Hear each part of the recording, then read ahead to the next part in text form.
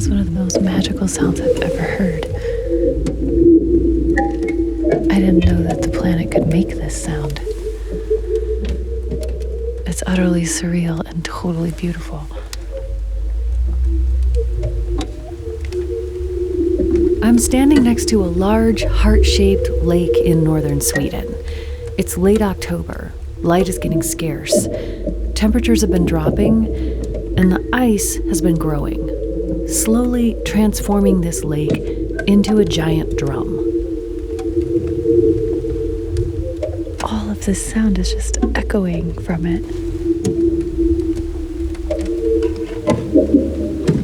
There's this thin layer of ice, and the sun's hitting it, and like there's nothing moving, nothing is doing that. It's making that sound itself.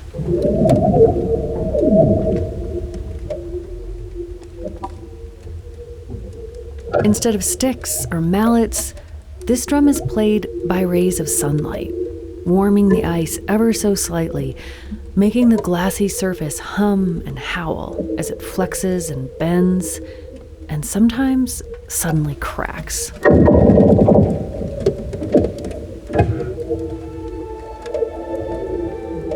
In between some of our episodes this season, we're going to release these short interludes, little listening adventures like this encounter with a singing lake.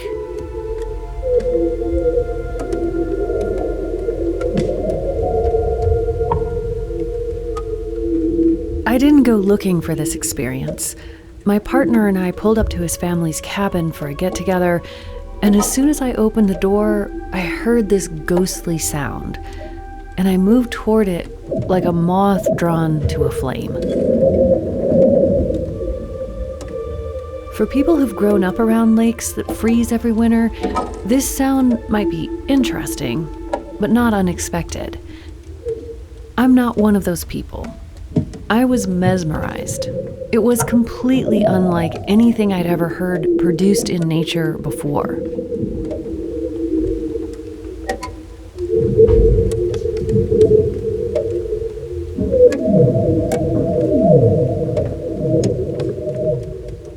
Part of what made it so magical was how still everything was.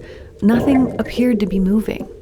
It was just the same ice-covered lake I'd seen and skied on before, except it was singing.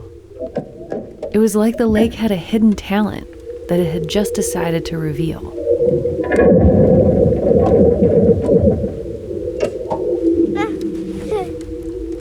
My nephew, Låter, thought it was pretty cool, too. He was 3 at the time, and he came down to the lakeshore to listen with me while I was recording. We stood there together in the pale afternoon light, wide-eyed and breathless. Isen låter så. The ice sounds like that, he says. Popcorn!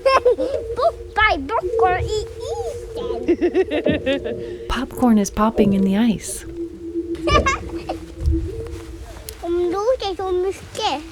Hon skriker. Hon är ledsen. Hon är ledsen. They're singing so much, he says. They're shouting. They're sad.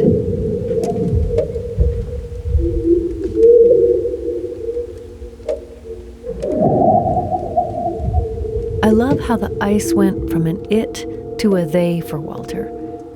How listening to the lake turned it into a being for him.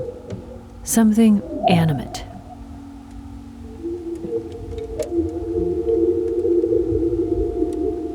Our planet is 4.5 billion years old. And in our first episode, I talked about how, for most of that time, there were no living things capable of making or receiving a sound. But there are some big assumptions baked into that framework. Like what a living thing even is. In fact, the whole concept of dividing the world into living and non-living stuff, that's just one paradigm. There are other ways to think about these things. So, what do you consider to be alive? I'm guessing animals are an easy yes, and plants, probably fungi, microbes. What about the rocks those microbes make? Or soil? What about a river or a lake?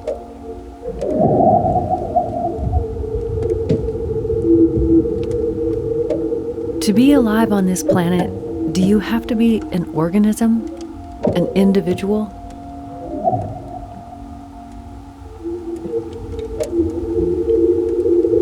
Long before humans or any other creatures evolved, long before anything on Earth had a mouth or an ear, countless lakes came and went, freezing and melting and freezing again. And whether or not we consider them to be alive, they just keep singing.